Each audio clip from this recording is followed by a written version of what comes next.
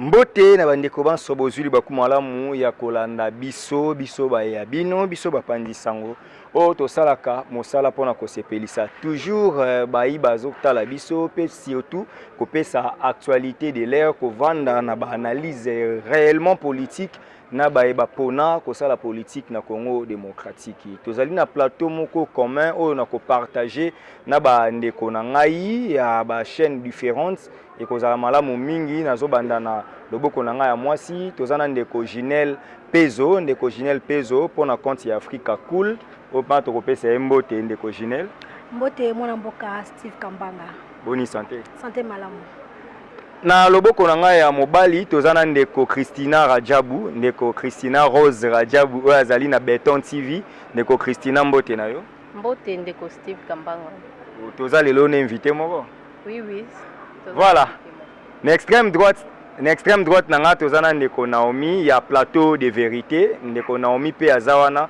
azali kosala co-présentation na biso ndeko Naomi mbote na yo ndeko boni yo nasali mbala. Voilà, c'est ensemble comme ça que nous avons un seul invité.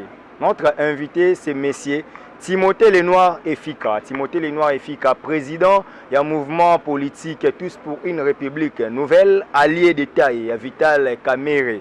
Loi Kaningé Niking, oyo 2 jours bazo benye mais c'est correct. Toromeka ko solola na Timothée Lenoir adiembela rana ba actualité. Tant sur actualité oyo ya ngwa sangisi ba pandisa ngwa atoyeba. Mwana mboka Timothée Lenoir mbote na yo. Mbote ndeko Steve, je suis très flatté pour l'invitation. D'abord, on a séparé dans le contexte de inviter les gars, toujours ça l'émission en public et ça fait plaisir. Toujours ça là parce que ce que j'aime aujourd'hui, plus particulièrement dans les réseaux sociaux, tout ça on a besoin de plateau et ça climatisé. L'essentiel toujours ça système à Cicéron. Système il y a Socrate si je me trompe pas. Attends sans été matière et tambola. Ah on peut toi na sans été na cadre arbre palabre donc développer, on va échanger par rapport à l'actualité de l'air. On s'est pas en introduction. Timothée Lenoir, les partenaires privilégiés personnels, il y a monsieur correct, il y a monsieur intelligent, il y a monsieur sérieux. Ça veut dire que va finir à Rangaï, faut pas y ambola. Parce que choix dans ça là, le long konzamboka tonton béton, parce que niba nyo sambinga ba tonton béton. Le chef de l'État tonton béton à reconnaître que Vital Kamerhe, il est sérieux, il est intelligent, il est correct. Or la parole du chef de l'État, et ça le quoi article de la Constitution. Donc je suis un homme heureux.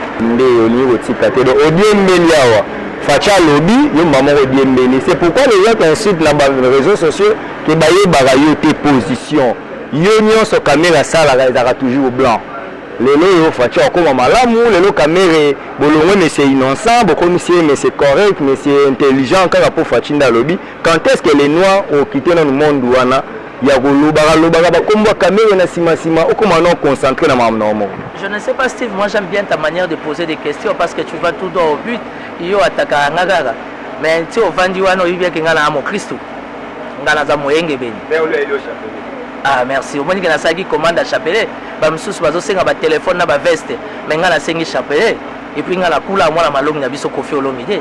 To kota malongi to kula to lia communion. Ça veut dire que na quand même moyenge beni.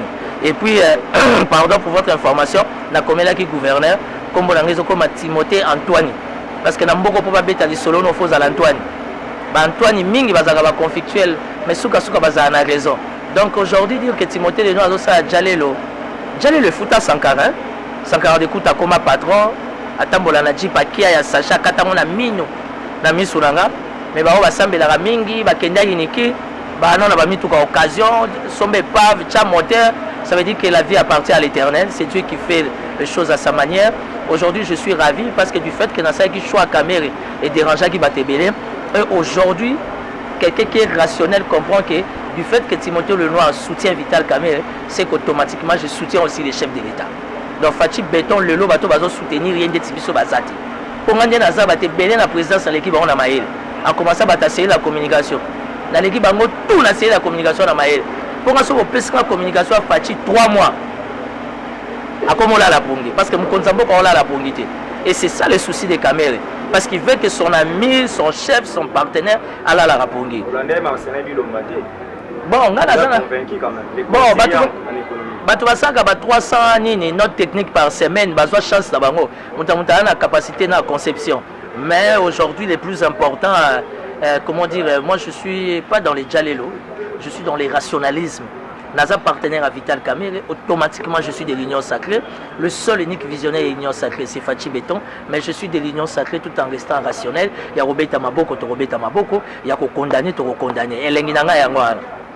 Olanda qui sortie médiatique par défaut le chef de l'État. N'a pas confrère na biso Jeune Afrique, puis n'a pas confrère na biso RTNC ba équipé en mixage na bande ko Top Congo. En globalité nous ba sortie médiatique wana mingi elo ni impressionné na kati na yango po bande ko vraiment bazana ba sujet ya minene ba bombelio po ba fongwa. Sortie médiatique il y a chef de l'État, je suis politique, je vais parler comme un homme politique, comme un homme d'État, comme un leader d'opinion, comme un analyste politique. Les deux sorties médiatiques il y a chef de l'État, je suis au regret de constater que c'était un fiasco total. Il fallait pas. Ils allaient qui fiasco total. Pourquoi? Parce que je me dis que le chef de l'État il est bien dans sa peau, so kazana na terrain. Parce que na terrain azosa musani pierre azolandela nyonso de près misuna eza ya kofungama. Parce que le chef de l'État na Jeune Afrique ayebisi UNC ba partenaire na ye ba ke ba saka na moto te. Chef de l'État ko sala débat na Kagame bazaki na niveau mon réflexion. C'était beau, c'était agréable pour mon président de l'Union africaine. Je pense qu'il devait s'arrêter là. Ça c'est mon avis si j'étais son conseiller. Mais ko sala sous na Christian Lusako, je sais pas moi avec la dame là. Et aujourd'hui à propos du chef de l'État Ayebi salaire n'a été. Il reconnaît que son ami partenaire frère, il est correct, il est juste, il est intelligent. Ça veut dire qu'aujourd'hui, la présence du chef de l'État médiatiquement, ça doit être taillé sur mesure. C'est ça la communication politique.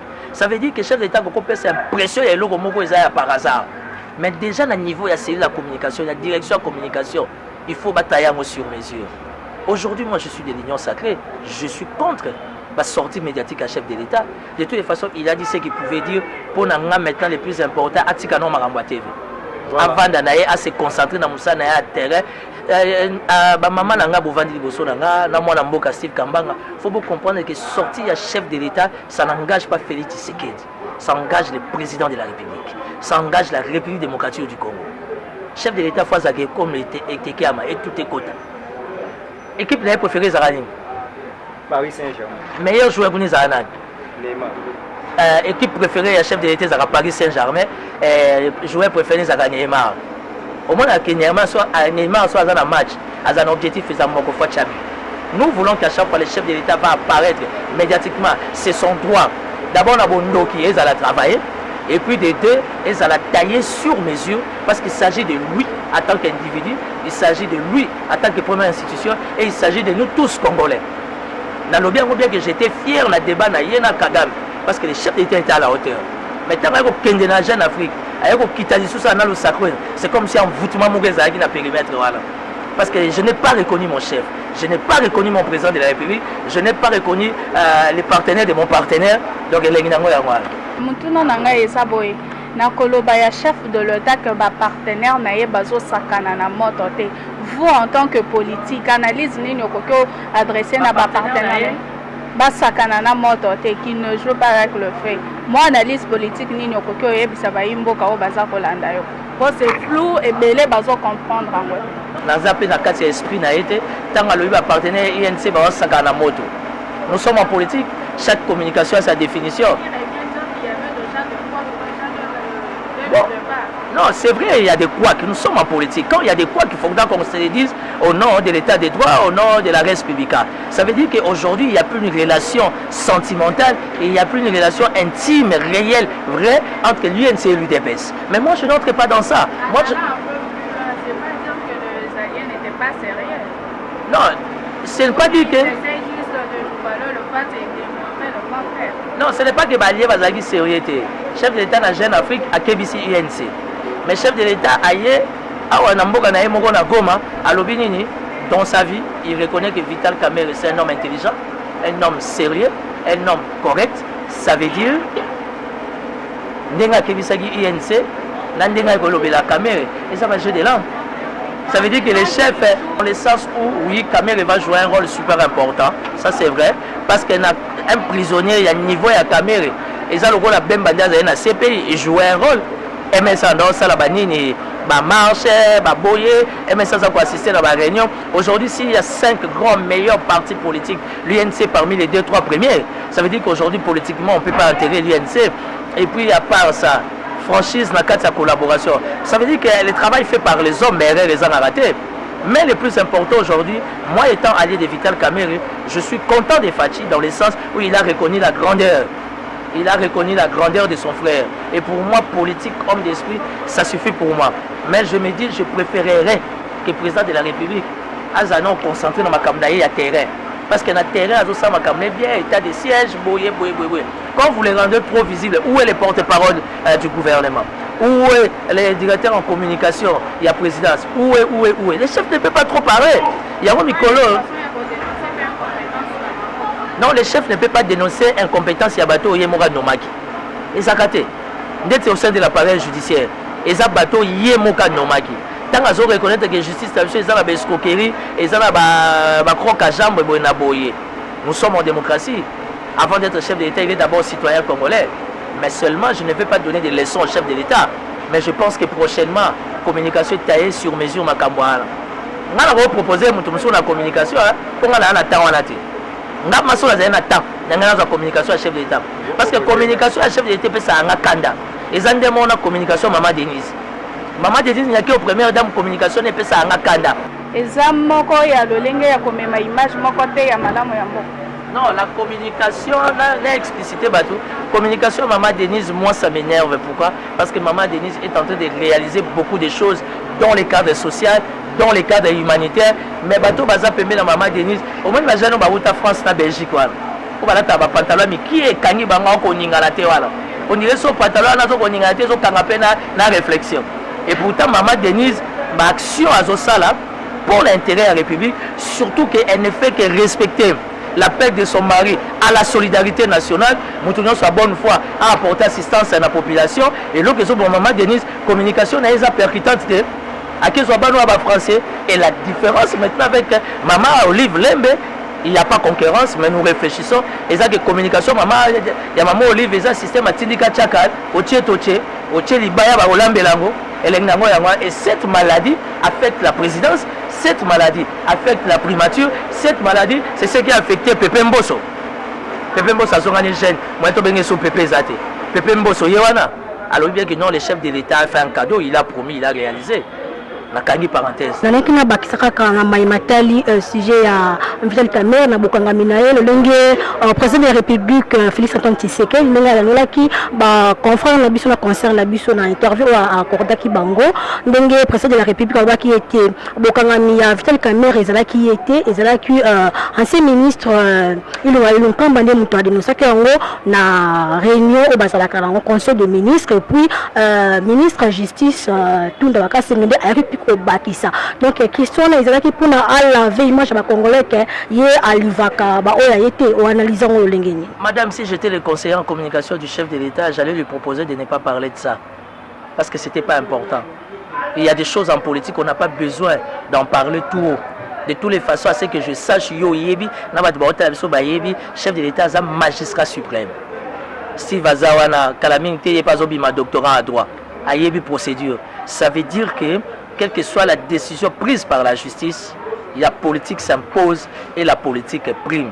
Et puis, il s'imposer politiquement et Zanane, magistrat suprême. Ça veut dire que la Cour constitutionnelle, la Cour de cassation peut condamner quelqu'un, le chef de l'État peut dire non, le chef de l'État peut accorder une mesure de grâce. Vous comprenez? Donc aujourd'hui, par rapport à l'Ikambwa Kamerhe, on ne va plus revenir sur ça. Nana Fundagi Kamerhe, Nana Kangisi. Kamerhe se retrouve en prison, c'est à cause des FCC. C'est peut-être dans la même lignée. Augustin Kabouya, CG à parti présidentiel. Et pas grave, confrère Nabiso Christian Lusako et Nokulutu que je respecte. Kabouya loba bien que si Kamerhe se trouve aujourd'hui à l'état où il est, c'est à cause il y a FCC. Donc les chefs de l'État. C'est pour cela chef de l'État il peut administrer comme on a bango. Mais c'est quoi Augustin Kabouya, secrétaire général FCC. Tunda ya Kasende FCC. Secrétaire général UDPS parti présidentiel. Ngaso nazaki ye malobaraté hein. Je le respecte beaucoup à Bundi Mingi, Kota Papé Etienne, les lois Zapembe na Félix Tshisekedi chef de l'État. Mais moi je pense que la question que je me pose au sein de l'UDPS, est-ce que le comité des sages est ça? Parce que le comité des sages, il faut jauger. Secrétaire général au Koki Kolobaka Gateke pour Pélissamoto. Secrétaire général, il faut d'ailleurs adhérer à la vision. Il y a mon conseil parce qu'ils ont pouvoir. Ça veut dire être pacifique. Moi, non, bon, moi de toutes les façons, hein, à chaque fois, M. Augustin Kabou, il y a les Kanate, va là-bas. Ils ont le droit de ceux qui ont pour Nangaya, ils ont ma casse dans ma prière. Parce que notre travail sur terrain, il est meilleur.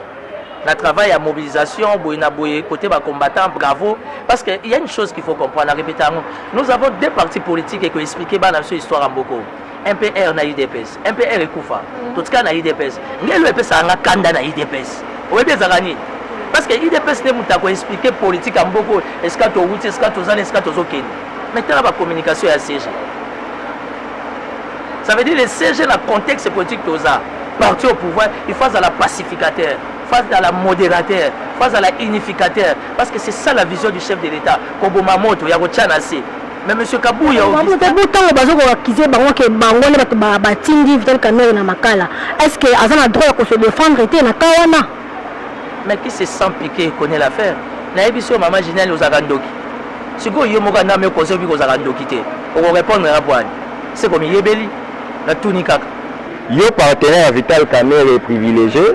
Je vais quand même nous confirmer sur ces plateaux communs que Vital Kamerhe est innocent, il est correct selon les chefs de l'État. Maintenant, suite logique dans les amis, on attend de Vital Kamerhe. Acquittement, on attend de Vital Kamerhe. Grâce présidentielle, qu'est-ce qu'on attend de Vital Kamerhe Nabato tout bas en Abisso Lelo? Parce que chef a le dit que c'est correct, il a un rôle à jouer dans ces pays, il est honnête, il est intelligent et ça lui bien. Qu'est-ce que nous pouvons entendre? Ce que nous pouvons attendre de la justice par rapport aux propos du chef de l'État, c'est l'acquittement de Vital Kamerhe. Ça, il n'y a plus match. Donc, on sait, mais de toutes les façons, le contexte, il y a procès Kamerhe, c'est politique. Aujourd'hui, l'opinion nationale et internationale a compris que le dossier 100 jours, c'est un dossier politique.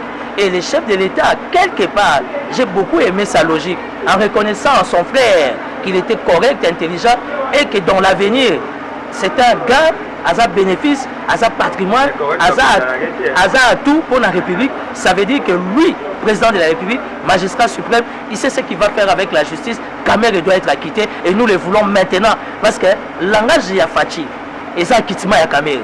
Justice Nabiso, il faut récupérer un mot. Laquelle justice? Parce que lui-même il récuse cette même justice, que cette justice n'est pas en mesure de faire bien son travail.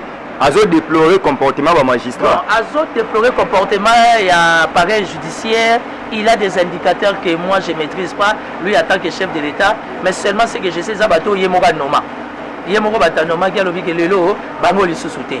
Bref, mais le plus important, moi je me colle à la parole du chef de l'État et je soutiens la parole du chef de l'État quand il dit que Kamerhe est correct, il est intelligent, il va servir la République. Alors on a Sengi na ba justicier ben abiso, ba o baza espoir averti, ba comprendre que Kamerhe na Fachi forme 1. Ça veut dire que bolingo na bango cohésion na bango amitié na partenariat binonde et alors va jibe na wera beaucoup fa la sonne. Pour le lot, comment les meilleurs amis qu'il y a sur terre. Ça veut dire que Vital Kamerhe doit être acquitté et c'est maintenant que nous demandons son acquittement. J'espère que le CG Billy Kambaye a quoi adhérer dans le langage, dans la logique. Merci beaucoup. Tali Penza, dossier à Bukangalonzo pour un procureur général. Il y a après un coup constitutionnel. C'est un qui Penza va l'ongola ba invité à mettre un pognon maire. C'est un l'ongola qui va invité n'a été. Bah il y a côté ça sous lettre d'abord pour la deuxième fois. Et là quand nous avons Penza to analyse nous les endings na ba dossier on a Bukangalonzo. Vraiment. Est-ce que bureau et que l'ongola ba invité n'a tendé peut-être mon chef de l'État à l'obéli Penza Likambwana na ba faciliter Penza IGF na musala parce que c'est comme si IGF a bloqué justice a bloqué na makambo penza ya ba ko alongola penza ba limité na bango le ndenge nyako ko analyser ça que la direction de gestion de la dette publique des GDP va se décider, il faut se prononcer parce qu'il faut apporter précision. Aujourd'hui les problèmes c'est sous ya Bukangalonzo te. Aujourd'hui les problèmes comme au nom Matata Pogno Muibi, Matata Pogno a payé 300 fictifs. Dans un dossier, il y a document, il y a accord. Oyo Matata Ponizo Senga, bateau ba soi-disant justice Nabiso ou encore inspection générale des finances. Ils ont bien un fictif. J'ai un protocole d'accord signé par Fouta, paix à son âme. J'ai un protocole d'accord signé par Tanas Matinda. ça veut dire que c'était reconnu officiellement que Bandeko wana faut pas la payer. Mais les lots quand vous amenez tout na Kimoyibi, nous avons la représentativité ya Bretton Woods na Mboko. Nous avons la Banque mondiale, tout ça na FMI, Boyebi tout ça na Banque africaine du développement. Quand vous parlez tout le temps sans pour autant avoir beaucoup des éléments approbants, makambu ya nini ya ba détournement, ça veut dire que il y a un problème qui va pas. Vous comprenez? Bukangalonzo, je vais vous donner une information. Bolukangon a internet. Il vient d'être interviewé à Autosala Magazine. Les Sud-Africains, ou encore le lobby sud-africain, ou Basigna qui n'a gouvernement congolais, Makamba Bukangalonzo. Au lieu d'attitude à Sud-Africains, Zani, Bazo Kamwa. Babi, mais Bissotoza, gouvernement congolais, Zan adresse na Bisso. Pour l'année, Baza quoi invité Bissoté. Parce que Bisson de Batokoko Yebisa gouvernement congolais, si réellement Matata Pony avait volé, à soit qui 1 franc, tu peux ça qui est 1 franc, ou bien il y a PCA Bisso 1 franc. C'est gênant. Il y a une chose qu'il faut faire comprendre aux amis de la présidence. Les Kambouya, Matata Pony, on a inspection générale des finances pour ne pas que tant à combat moto. Tu boy ba problème les cas 30 ans, 35 ans à campus, les lois y a bloqué problème. Les lots, l'inspection générale des finances, s'ils veulent réellement donner du bon travail à la République, va démissionner non comme des mandataires publics. Les lots, inspection générale des finances, s'ils veulent donner des leçons aux gens, rétro-commission, il y a Kassia Bandoubou, il y a 12 millions de pétroliers, et ça va. Les lots IGF, la inspection générale des finances, je parle de l'institution. Ceux qui balingi basent à la crédible, dossier coronavirus avec les TN et l'Ongo. Et Kenda. C'est que nous avons IGF pour protéger Baï à côté à Fatih, et tout, il y a président de la République. Je vais le dire oui. C'est ce qu'on a compris. Et moi, je suis de l'Union sacrée. Je n'ai aucun intérêt pour ma tata, ni pour la XYZ, mais je suis politique et je reste rationnel. IGF Lelo, c'est quoi le travail de l'IGF? Étant service technique, ce qu'on a analysé à Sali Banquette, doctorat à Doyer, Steve Kambang, mon regard journaliste. Ça veut dire qu'il faut appeler ça rapport soit dans le chef de l'État, soit dans le parquet. Est-ce qu'il y a des Kambousso qui est dans le parquet? Parquet, il faut qu'on t'assoue dans mon zindo enquête. Parquet, soit qu'on t'assoue dans mon zindo enquête. Madame Ginette, à qui pour décharger, parce que les mains inspection générale de la finance appellent ça qui, à mon avis, les mains moka probantés. Nous voulons que l'inspection générale des finances aujourd'hui a la crédible, a se crédibiliser, a tika makele na TV. Donc alors mingité a quelqu'un objectif là. Et so yoka aner epesi communiquer to okanga Timothée Lenoir. Et so yoka CNS mbote na papa François Béa. Timothée Lenoir azo sa ba analyse mi faut bokanga ba ko bengisa yo par rapport et loko bango ba moni comme infraction. Madame Bino Bozaba Pandisango, bon, mais maman émotion, bon, mais la sentimenté. On nous parle de plus de 300 personnes fictives. Oh, matata ponya futa bango. Ok, mais il y a un protocole d'accord signé par Marco Bangouli. Il y a un protocole d'accord signé par Tanas Matenda, par Philippe Fouta, paix à son âme. Ça veut dire que la démarche étant, la chaîne à dépenses est respectée. Et c'est compliqué. Les lots de direction générale de la dette publique, comme ils prêt, va s'opposer à la décision de l'inspection générale des finances parce que l'inspection générale a respecté le texte et loi de la République. Ici, le problème, ce n'est pas protéger ma tata. Je vais vous dire une vérité. Tous les potentiels candidats en 2023, ils ont des problèmes. Et plus particulièrement, Batoa Est. Est-ce qu'aujourd'hui, on peut aller aux élections sans pour autant Batoa Est? Hier, c'était Kamel. Aujourd'hui, la cible, c'est ma tata. Maintenant, on peut savoir l'information, deuxième formule en Katoum et Routi. Le compte rendu à Sengelango Bongote. Le gouverneur Richard Mouyej Manguez Mans, gouverneur à Lualaba. Il y a bisanga na mayelo ngana bino tozalango. Na minito azofuta mobi azofuta mate. Azofuta mata kenal. Gouverneur à Lualaba non? Oui. C'est quoi azosani na Kisasa? Motion té, interpellation té, bloqué à Kinshasa. IGF Fassala qui contrôle. IGF Fassala qui contrôle. Jusque là lobby le romo côté. Moi, je vais crédibiliser le travail de l'inspection générale des finances. 1. So ba longwe na tant que ba mandataire public. 2. To ligne inspection générale. A mené biso banquette, il y a rétro-commission, le ministère de l'économie par Akassia Bandoubou to yeba mbonga ba pétrolier qui wa plus de 3. IGF a biso rapport il y a été longondo ya Covid. Ba policier ba sala 1 mois. Ba la balabala ba zo transporter sandwich té maïromelaté pour yebisa chef d'état Fachi Beton quand papa a dit le peuple d'abord ils a IDPST. Le peuple d'abord c'est bisonné sur les Congolais, autour ko voter mon Konzamboka. Au biso to comment vivre les lots, ils ont 2 poids 2 mesures. Et aujourd'hui, on va arrêter ma tata, on va gagner quoi? Lobby Moïse Katumbi a commis Mondele, vous allez gagner quoi? Et vous voulez aller aux élections avec qui? Et mais vous avez besoin avec attends moi na baba ça fait candidat unique. Candidat unique. Mais moi na baba zat. Oui, moi na baba nan. China Rambout. mwana baba na alobi te ye nde gourou ya secte parce que tokomi na bitumba molimo ekomi ya vis-à-vis wana elima. Je n'ai jamais été du PPRD. Jamais, 3 fois je suis de l'IDPS. Spirituellement, je reconnais le pouvoir de Kabila. Et puis Baba Anati Leona Alobité. Abimaga na moto bobela. Bon mkololo ba peuple congolais. Baliyo Manazamba. Nous voulons un État démocratique. Nous voulons un État de droit. Bisogno surtout là en égalité. IGF l'a mieux pour chiter. Nous avons plus de 40 sociétés publiques où ils allaient en faillite. On a 13 en faillite. CNCC en faillite. Sonas Koutaza on se maintenir.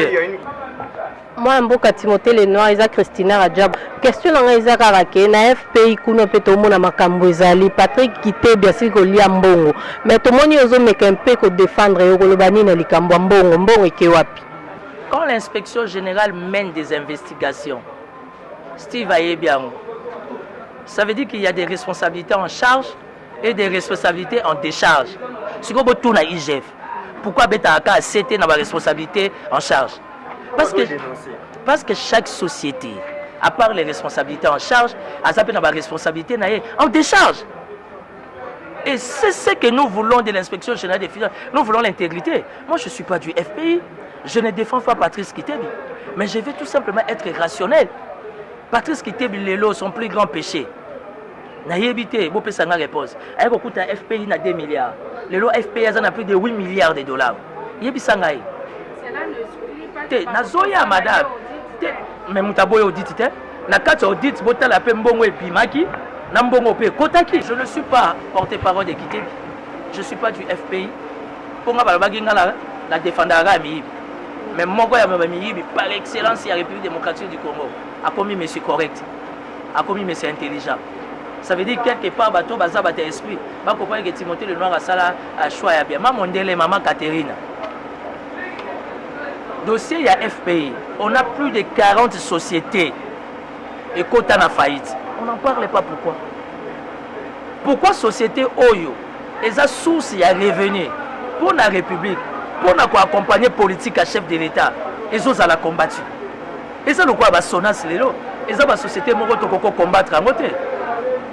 Bah, Sonas Lelo, et ça, la société Moko, ils ont senga, il faut apporter une assistance. Et ça, demande à FPI, et ça, demande à INSS. Et ça, la société, ils ont se maintenir dans le cap Moko, et ça, très compliqué. Ça veut dire qu'aujourd'hui, si réellement il y a flagrance, si réellement il y a détournement, bakanga kitebi. Mais bakanga kitebi pour asaka na matata ponyo. Bakanga kitebi soit des pour abenge muyibi. Boko kanga mutaza muyibi, mais consciemment boyebi kayiba kite. Et quel est l'avenir, quel est le sort? Il y a fond oyo lelo, et ça sous-bassement à plus de 50%. Il faut accompagner visibilité, réalisation de la politique à Fachi Béton. IGF Kleboa, n'a pas la télé dans les réseaux sociaux, IGF pas son concession mogoa. Na évité, n'a pas la monnaie dans les réseaux sociaux. D'abord, pour votre information, moi je connais l'IGF. Quand ma tata Pogno est partie, je suis venu avec Sami Badiba. L'IGF était le directeur des cabinets adjoints. Il y a un ministre délégué près du premier ministre Fidel Tsingombay. Je sais que c'est quelqu'un qui est toujours bien organisé, qui aime la vie, Alingarami Toukamine, Lende Tsingaye. Je ne suis pas contre le travail de l'IGF. Mais Nathalie, semaine passée dans les réseaux sociaux, na moni concession Mbaki, na Sayo wana na Sima. Babi IGF a sombi azo matisa. Na Tuni Kaka. Na Otuna. Ya yebi salaire. Tenga la Tuni. Alors quoi ya yebi salaire na yebi te concession Mbaki na moni na réseaux sociaux. Ngate mna pibiagi. Nga na moni ga concession Mbaki na Sima Sayo wana voisin na yebi sabi IGF ndako yango. Alors soko sa statistique au moins na 4 et 5 maisons ba buki IGF alinga mata. Po babi IGF ya tala kama kama ona likolo nga Tuni Kaka. Eleng nango yango ala. Donc IGF atonga. Ata makama ona litaka. Biso to zaga na se. Est-ce que chef de l'État Fachi Beto a dit que IGF a otonga nga Tuni Kaka. Donc, une façon de dire, l'IGF a continué Moussala Naé, mais tout en restant dans le respect des principes, après sa rapport, on a parquet. C'est le parquet qui approuve. C'est le parquet qui dit que M. Steve Kambanga Ibaki, par rapport à l'élément Tozanango, et à zone mérité Boloko. Toboy acharnement. Toboy élimination, il y a battu à Est. Au Katumbi cible. Oh Richard Mouyej Manguez cible. Oh Matata Pogno. Oh Boye. Les pouvoirs, c'est Dieu qui donne. Ce que c'est en 2023, alors félicitations à Kabila. Kabila Zaki na 11. Alors il y a 11, comme il y a 33 candidats. Moi, je ne vais pas incriminer les 11. Moi, je ne vais pas incriminer Fachi Beton. Bateau Bazo rendre le chef de l'État mauvais service. C'est son entourage. tous ces gens qui sont tout le temps bien au Weston, bien parfumés. On va ça 300 notes techniques. Nga tuni kaka. Est-ce qu'il y a des priorités? Réserve, réserve longue à 500 millions de dollars. Réserve commune à 1,3 milliard. Quel est l'avenir d'un policier congolais? Bas soda bazo kufa en état de siège. Ba latisi ninyo, bobenga ngoni imperméable. Ba timo libulu bakundi. Message na Kinshasa, oyebi bénédiction ya République. Bazui moi sina bana ba bengani ba onaka. Na tuni kaka. Parce que yango ndem teza supposé za ba priorité. Batapoto bazo finganga la siko. Quand le fongo les à la toilette, combien de fois na leli na fondation Denis Yakeo? Quand Kokolo les à la toilette, quand Kokolo morgue les autres groupe électrogène. Quand le fongo la bango ba soda ba s'organiser, ba commer fondation Ouidal. Tant que moi na mboka Gilo Andomboyo, avoir apporter assistance au nom de la solidarité nationale à commis adversaire. On a retourné kaka. Quelles sont les priorités pour l'intérêt de la République? Kokanga, Kochaba Ninga Leka, et Foutarate. Pour autres Kenyans, c'est là mon goût ta dame n'a été. Vaut mieux un diable que tu connais qu'un ange que tu connais pas. Mutuna nanga eli boye ba imboka bazali kotuna biso. Si lelo suite ya Zandu ezali lolengeni. Balobi babengani bango na Zandu, bakomi siko na balabala mena balabala ngo bazo landa bango lisusu, balobi lipa ya bana bakolia ndeni. Poti lelo maki ya 500 lipa yango moko to ebite qualité nango qualité a lipa wana nde il faut ezala 300 toté. Donc bana mboka bazali kolanda yo moi ya yo liloboko ko ebisa bazali. Le dossier des Andes, c'est un dossier qu'on peut même plus en parler parce que le chef de l'État a déjà conclu. Je suis pas de l'hôtel de ville. Ngobilaza na cabinet naé, na communication naé, o yesa la kana ba réseaux sociaux et mon en a raté malgré ba multiples réalisations ya Ngobila. Aujourd'hui, moi, je soutiens Chantini Ngobila. C'est par rapport à ses multiples réalisations. Même si ça se... Même...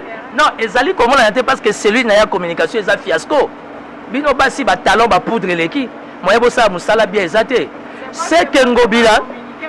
Maman Naori, je suis un ancien de l'Assemblée provinciale de Kinshasa. Ancien secrétaire à Botiti, assistant rapporteur, parce que président Ekofi. C'est que Ngobila totalisé, a réalisé dans 2 ans. Kimbuta fait ça dans 8 ans, 10 ans. Donc aujourd'hui, si on est rationnel, il faut qu'on encourage Ngobila. Nazoya maman, Kinshasa et Peli Mwinda. Moi, je suis Mabé Mwinda Pembe. Nazoya te Mwinda Pembe. Mais Nazoya, il y a commis violence faite à l'homme. Nazoya. Ngobila a sali 6 mois, au côté 7 mois. A joué rétrocession une fois. A quoi assainir Vindeni. Ce qu'on m'a dit, c'est que Fati Béton. Na bolingwaza na ngona ba Kinois. Après si ordre de la finance. Monsieur Nicolas Kazadi, c'est parce que le chef de l'État est conscient qu'à un niveau de la ville, rétrocession est athée. Dès la rétrocession, on ne les remet pas comme ça. Que dit la Constitution, que dit la loi? Il faut qu'on soit à la source. Et nous avons 26 provinces. Aucune province n'a soit à la source. Avantage à Okatanga. 40%.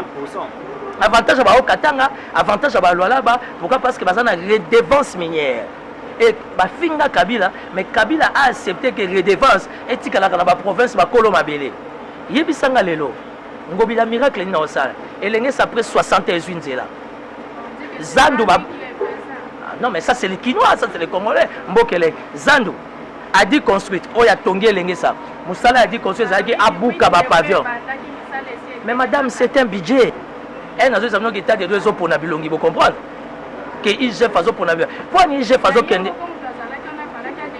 madame, si il a dénoncé, mais le problème c'est quoi?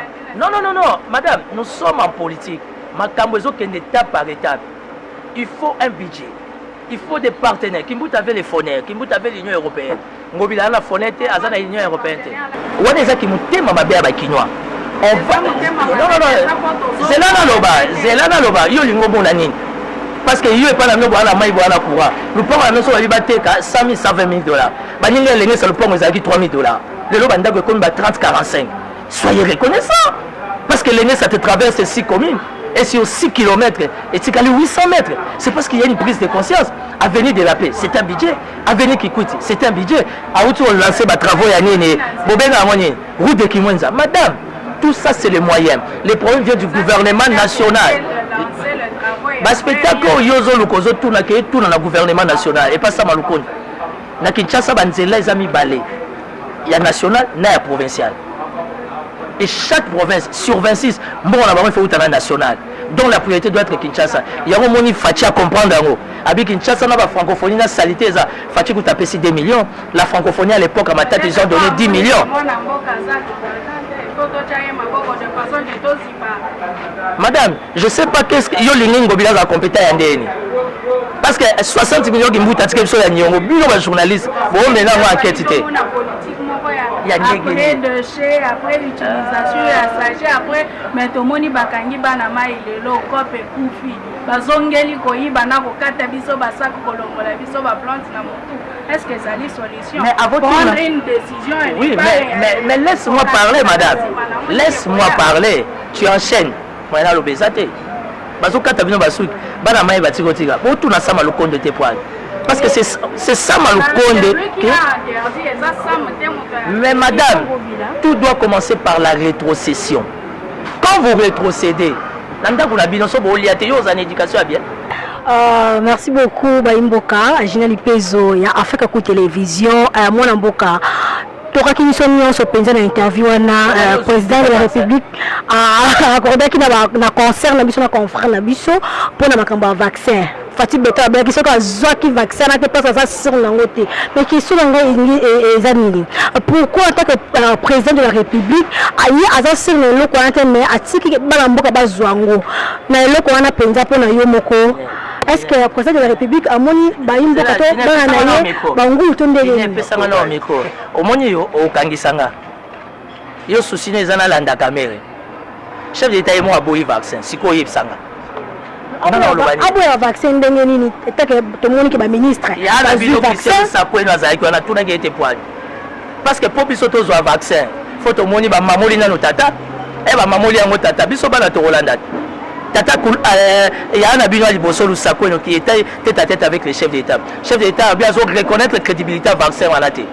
Il fallait lui poser la question. Mais là, tout le monde qui est ministre de la Santé, Jean-Jacques Mbouane, la vice-naïe, qui peut vacciner. La question qui reste à poser, est-ce que le vaccin va être vraiment Yango? Yango, ah, même Bogelengi. Si vous avez vu ça, le président Boyango, ministre de la Santé, on dit Manan. Makambango Yango.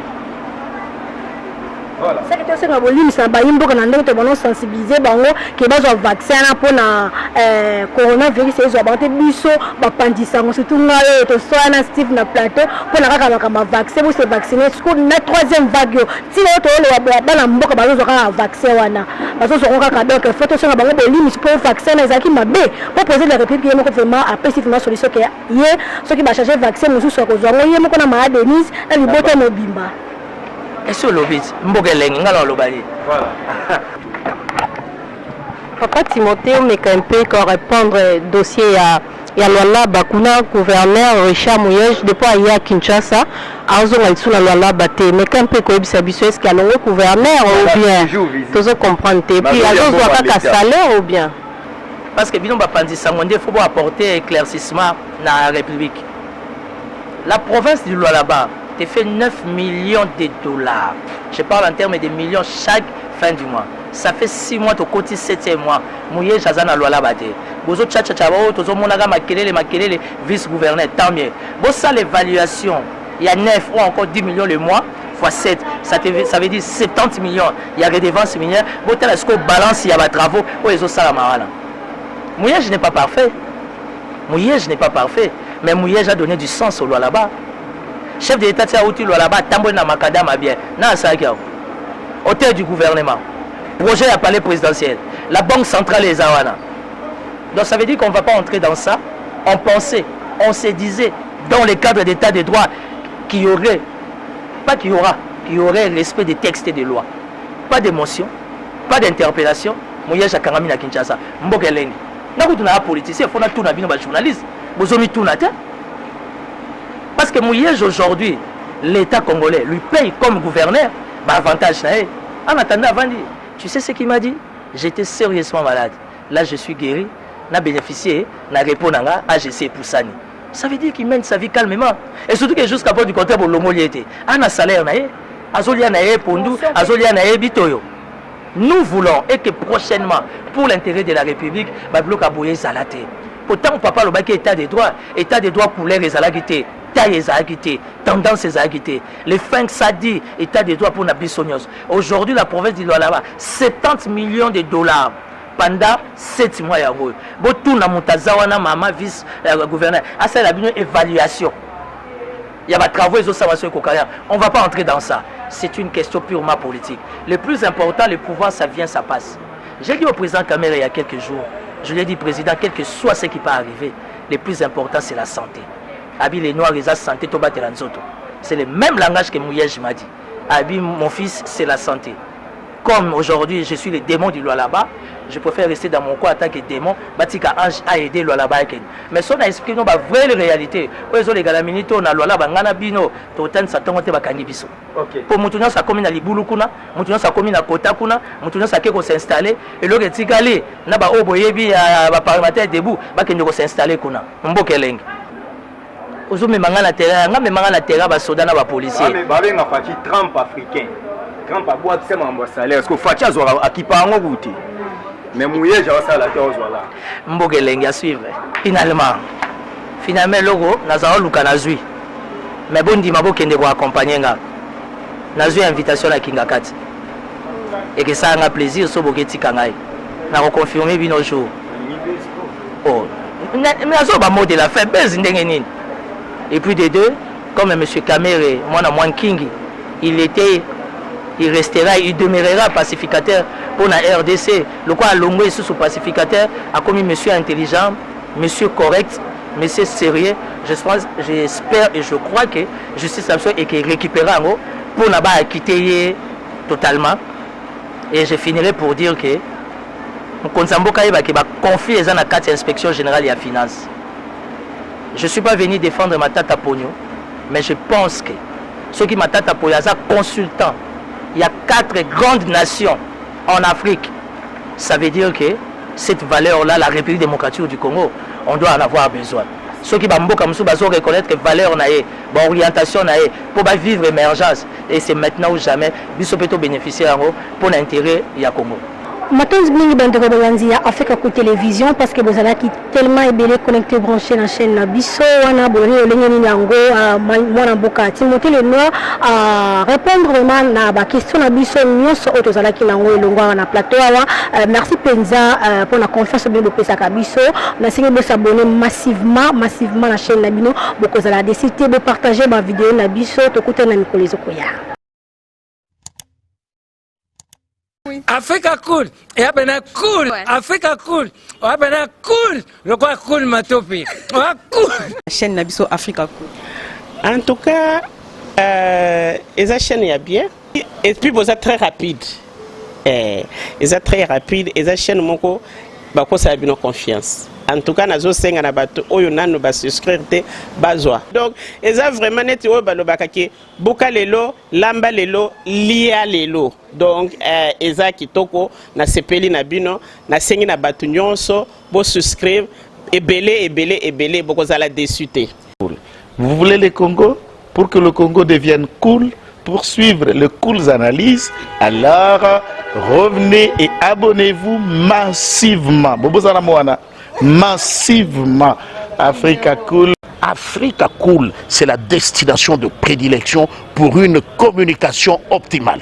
Longo Dianabino Mama. Merci beaucoup. Équipe Mobimba et Africa Cool, bah, félicitations. Et au monde de la chaîne, impartial. Et le rôle de Babino, vous méritez le soutien de la population ainsi que des institutions compétentes.